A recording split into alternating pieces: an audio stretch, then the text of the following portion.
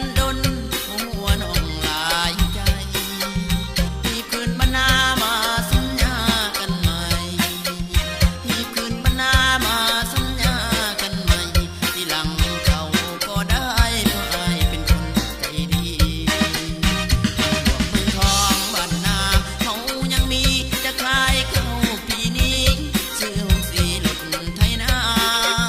ฟังอ้ายก่อนเถิดยอดคนดีสัญญา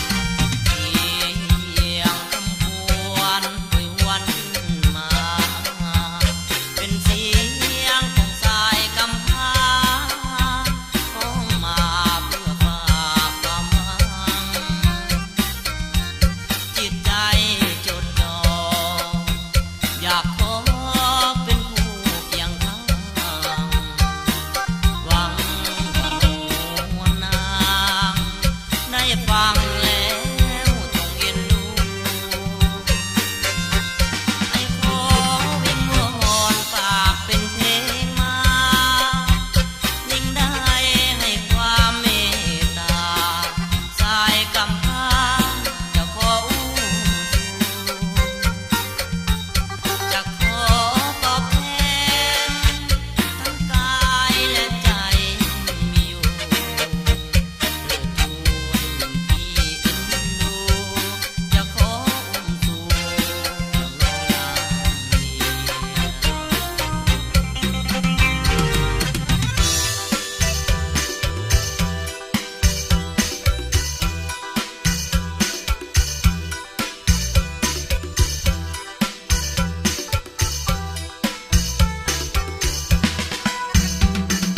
อ้ายนี่เป็นคนจนจึงต้องจากคนที่ฮักบูชาจากแฟนดินแดนบ้านป่าจากทุ่งนาเข้ามาเหตุการณ์เมื่ออายุยิ่งจันทร์คิดถึงจอมขวัญ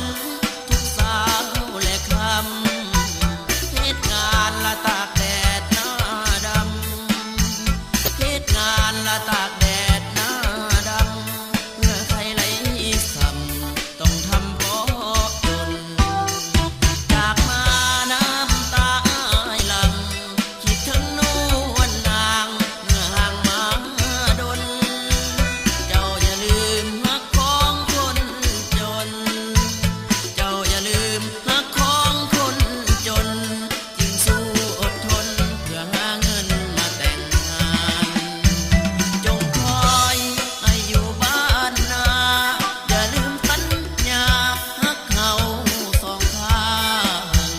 เงินทองละเข้าของทุกอย่าง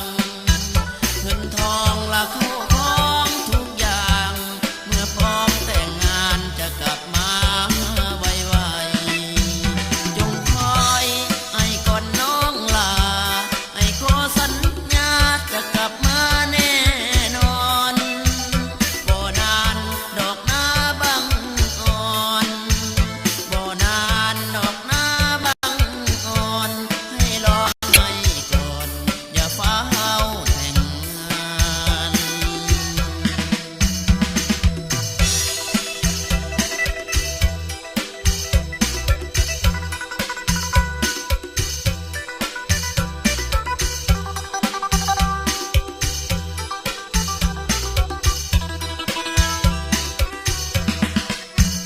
จงคอยให้อยู่บ้านนา